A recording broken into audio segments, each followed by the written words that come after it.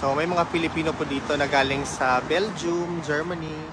And dito po ngayon we are doing a peaceful assembly lang because really people wants to show their love and support to our beloved Tatay Digong. Tara na. The photo na yung sinasabi nila na circulating, that's not true. It's actually misconstrued. Those photos were taken out of context because the first photo, those were people, the first three photo were three ladies were in the photo. There were four PRRD or Tatay Digong. They were with me, and I know those people because we eventually met here and talagang pinano talaga namin na yun ang gagamitin, na yun ang gagawin namin. But the photos were used to actually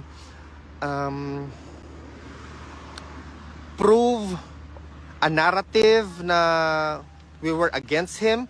But what's true there is that the two other photos were actually taken from the other faction or groups of people who were surprisingly here. And I asked the police earlier, like, bakit kayo nandito? We did not tell nobody na dito, na pupunta kami dito because the main purpose or objective is to really hold a peaceful assembly just to show our support and love to Tatay Digong. But we were surprised because they were so ready. Nandun na talaga sila, inoccupy nila yung isang area. But that's actually their right, ha? It is their right to gather. It is their right to show their dissent because we are definitely, the Netherlands is a lenient, if I may use that. Pwede talaga yan dito. It's not against any rules as long as hindi ka nagka-cause ng problem or whatnot, blah blah blah. So you can definitely protest or whatnot. Much even better kung makasecure ka ng permit kasi bibigyan ka pa nga nila ng police. So the police was like, oh no, we were here because we were told by the media. So I was like, ha? Bakit may media na agad na we don't even have connections to media or whatnot because we are just simple law-abiding citizen who wants to show our support to Tatay Digong. So I was really shocked, like, ha? Bakit kaya sila nandito? And then I think there were BBC News there. There are also people who are actually from the Dutch news. So we were shocked. That's why the police were like, no, you can't stay here longer than 10:30 because you don't have a permit yet. So I explained, yeah, I tried to secure a permit, but to no avail because I am not actually registered to the municipality of The Hague. But it's already in the works na may isang somebody's going to secure a permit because they are inwoners or registered to this municipality. Yan ang talaga ang nangyari. That's what happened. That's as plain, as simple as that. Yun talaga ang nangyari. And there's nothing to explain. Or actually, I'm even worried because some of the news entities or people or whatnot, they just ambushed some of our kababayans and asked them questions or whatnot, blah, blah, or take photos without even asking saan ba to gagamitin, blah, blah, blah. And then eventually, the report was there that a lot of people were there to rally against him, but that's not true. We were in front of the ICC, and the other group are situated to a place where you can, hold peaceful protest or whatnot. Bakit? Balita sa ibig sa marami Pilipino dyan. And I think we cannot outright say na maraming Pilipino na against or for Tatay Digong, ha? Because how do you quantify that? Was there a survey released or made to measure how many people are against him here residing in the Netherlands?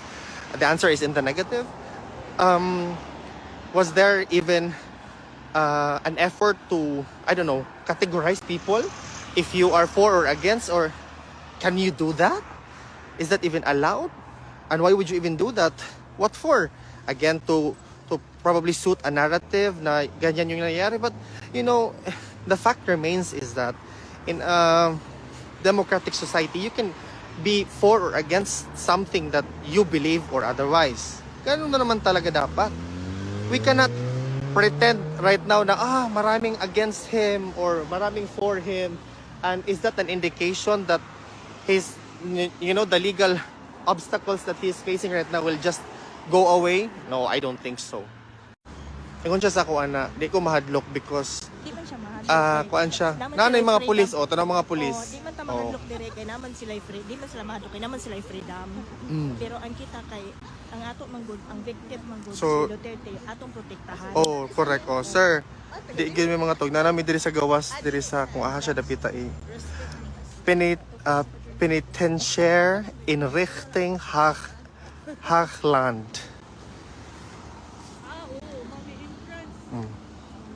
Mo na siya entrance dira, guys. Bigyan niyo po komot. Actually, it's not really as easy as that, ha? Because it needs to yung pagbigay kang tatay ng help or whatnot. It's not as easy as like punta lang tayo na ganito, ganyan. Hindi, because it needs to go through a series of protocol. A very strict protocol. You know what? Even if mingon sila na, oh, we don't want this, we don't want that, we can maybe peacefully protest. Peacefully protest lang ta. Some people are really extreme. Some people are extreme. Para sa ako, I just want it to be subtle, peaceful. So, ito po yung lugar kung saan si Tatay Digong dadalhin mamaya.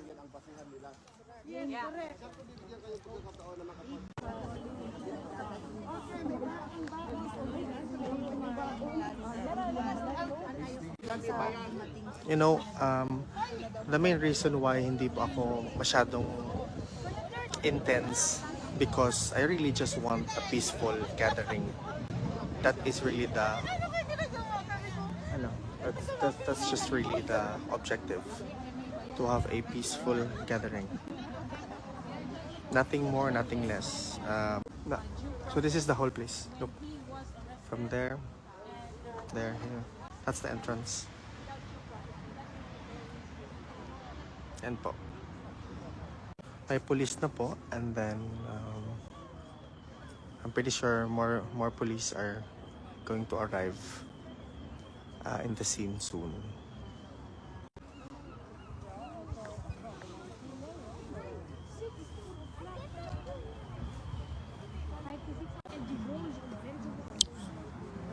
So ito po yung nangyayari ngayon. Basically, ang nangyayari is we are on a waiting game. Waiting game po talaga yung nangyayari ngayon. And hopefully, we can still wait until he arrives here para po to just perhaps have a glimpse of him, or I don't know. It's just really very, it's a weird feeling na sa news nakabutang nagsigawan kuno ang nagpalitan og works antay pag sure sila that's I really don't gel ace. That's not true at all. You know, I'm going to show you what happened earlier in the morning. So basically, it's raining right now. Mura siyag nag-hail. I don't know if you can see it, but it's raining. What happened earlier in the morning is that in this side, this is the pro-Duterte side. And on this side is the anti-Duterte. So, how can we make sigaw-sigaw or whatsoever to each other when in fact we are actually situated not in close proximity? That's so weird. That's not the reality at all. You know, I'm starting to believe that, I don't know, I don't want to make accusatory statements, but that's not what happened in the morning. That's really not what happened in the morning. Nang kuya hatagig ko, you know, we would be lucky if we are given the opportunity later to talk, to even see him or whatnot. No. Present ka. Okay. So this is it. This is the place. See, there's a lot of news media outlets. Look guys. Ano siya guys? This is the outside now. Yeah. It's very weird na dili ta makadugay og live card. This is the exact address guys. That's the exact address. Wala. Wala. Ngayong plane is going to be land less than ano. Gani, Less than- alas 6, pero basi daw dalon pag hospital for respect. Yeah, I think that's what they said na pag-abot niya sa Rotterdam, napay Dalog Erasmus? no, for a check-up or something because I think he needs that. And then he's gonna be flown here or I don't know, mag-car siguro. I hope so. Yeah. Dalon sa hospital. But yeah. So here's we stand with Duterte. Yeah. So nakakaiyak. Yes, exactly. It's really emotionally draining, emotionally exhausting.